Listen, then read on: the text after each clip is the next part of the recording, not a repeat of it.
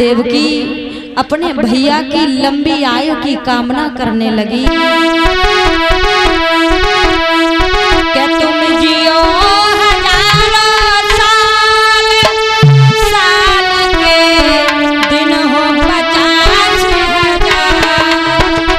तुम जियो हजारों साल, साल के दिन हो 50,000।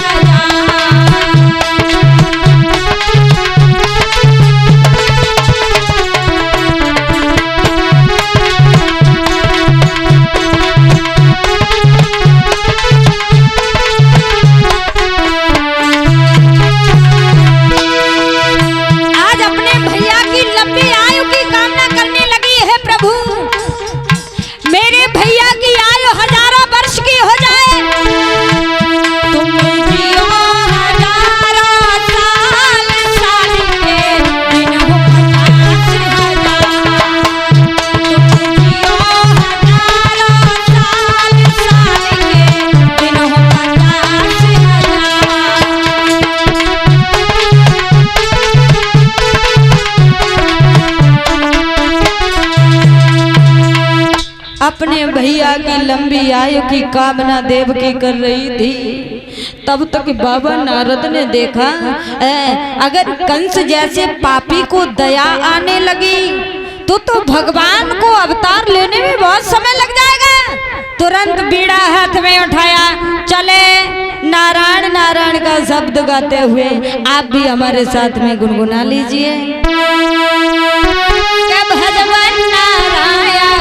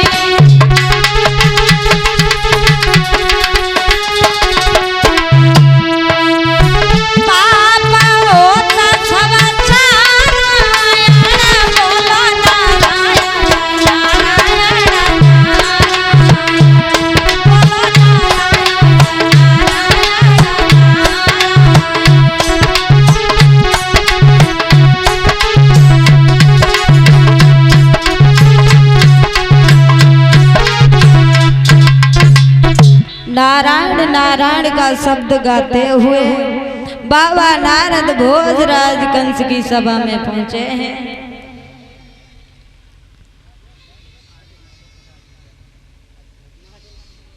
और ये 50 रुपए का सम्मान हमारे पास में आया है हमारे भैया आर्यन यादव जी की तरफ से। ये अजगनापुर के रहने वाले हैं। ठाकुर जी से लंबी आयु की कामना करते हैं। भूतनाथ भोले बाबा धन दौलत के भंडार भरे रहे, धन धर्म क्षेत्र में आगे बढ़ते रहे। आज भोजराज कंस ने बड़ा सुंदर सा आसन डाल के बिठा लिया बाबा नारद को। आइए बाबा नारद, बड़े दिनों में आना हुआ।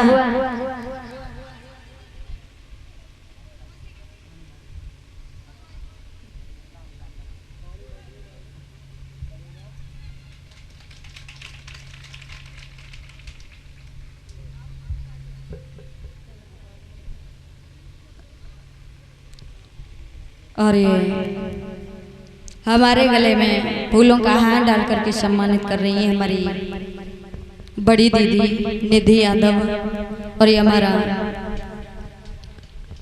इनका छोटा बच्चा, इन्होंने मेरा सम्मान किया है। बच्चे को माता रानी सद्बुद्धि प्रदान करती रहे, दीदी की जोड़ी अमर बनी रहे, घर में सुख शांति बनी रहे, धन दौलत के भंडार भरे रहे। भगवान का आशीर्वाद सदैव सदैव इनके ऊपर बना रहे। आज समझा रहे हैं सुखदेव जी राजा परीक्षित। बाबा नारद ने जवाब दिया भोजराज कंस, बड़े खुश नजर आ रहे हैं, क्या बात है? और हमें ऐसी लग रही है कि तुम्हारी कुंडली में ज्यादा दिन तक खुशी नहीं लिखी। हाँ हाँ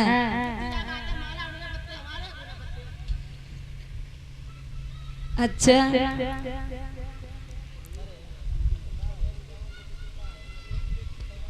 जवाब दिया है बाबा नारद ने भोजराज कंस। हमने एक बात सुनी, क्या कि तुम्हारी बहन का 8वां बालक तुम्हारा काल है। कंस कहने लगा बिल्कुल ठीक सुना। नारद बोले हमने एक बात और सुनी, क्या कि तुम्हारी बहन के गर्भ से एक बालक का जन्म भी हो गया।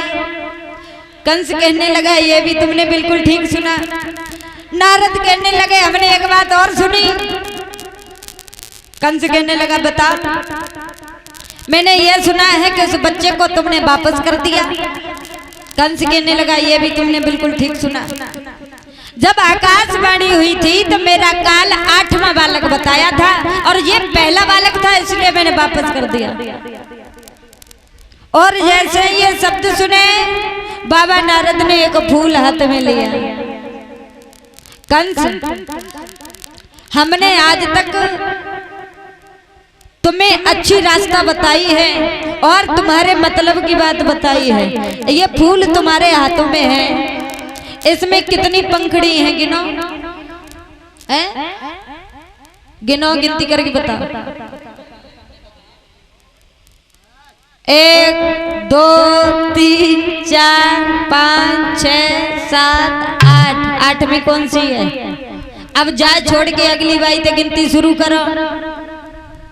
1 2 3 4 5 6 7 8। अब कौन सी 8वीं भाई?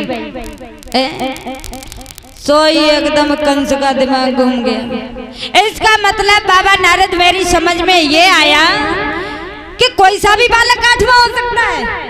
नारद कहने लगे ये बात हम तुमसे नहीं कह रहे, हम तो चले नारायण नारायण। बाबा नारद तो वहां से चले गए। और ध्यान रखना भैया, बाल हत्या से बड़ी कोई हत्या नहीं बताई है। अगर कोई बाल हत्या करे वो बाल हत्या का पाप एक नहीं अनेकों जन्मों तक पीछा नहीं छोड़ता है। भोजराज कंस वहां से चला। भैया देवकी अपने लाला को दुग्ध पान करा रही थी।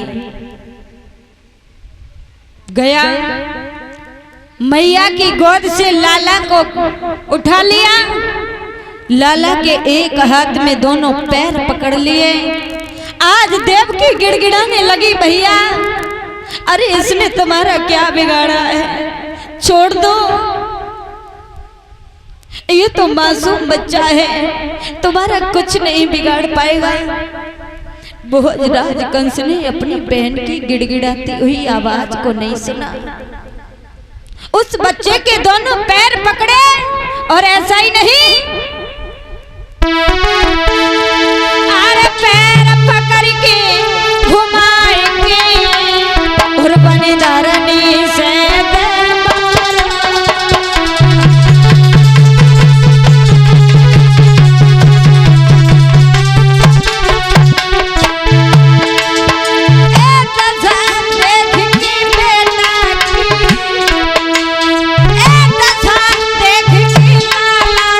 मैया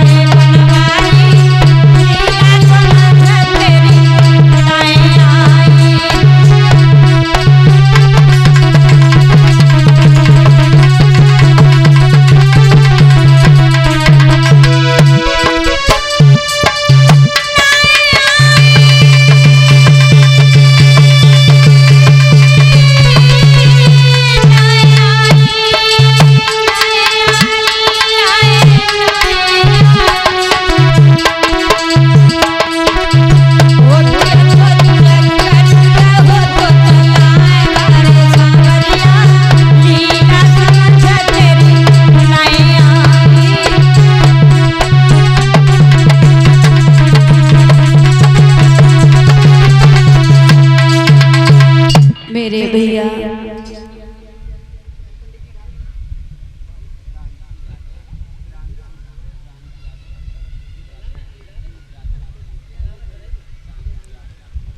और ये हमारे गले में हाथ डाल करके सम्मान किया है हमारे भैया प्रांशु यादव ने। ये यादव नगर के रहने वाले हैं। ठाकुर जी का आशीर्वाद बना रहे, सद्बुद्धि मिलती रहे और सदैव समाज में सम्मान मिलता रहे, अपने जीवन में आगे बढ़ते रहे, हमारी यही आशा आकांक्षा है। बोलिए आनंद कंद भगवान की। मेरे भैया आज भोजराज कंस को जरा भी दया नहीं आई। एक मैया के सामने उसके लाला के पैर पकड़ के जमीन से मारा, मांस की बोटी बोटी बिखर गई। मैया ये दृश्य देख के बेहोश हो गई। भोजराज कंस वहां से चला गया। मैया रोती रही रोती रही रोती रही। अंत में वसुदेव ने समझाया, देवकी शायद हम और आपकी किस्मत में यही लिखा था, कुछ नहीं कर सकते। अगर रोने से समस्या हल हो जाती, हम और तुम दोनों लोग मिलकर रोते, इस समस्या का समाधान कर लेते। लेकिन किसी भी संकट का समाधान महाराज रोना नहीं है। दुख में सब्र रखो। अगर दुख आया है तो जीवन में सुख भी जरूर आएगा। प्रत्येक चीज का संसार में जोड़ा है। अगर दिन है तो रात जरूर होगी, दुख है तो सुख जरूर आएगा। और अगर किसी के पास सुख है तो भैया कभी ये मत समझना कि हमें कभी दुख देखने को नहीं मिलेगा।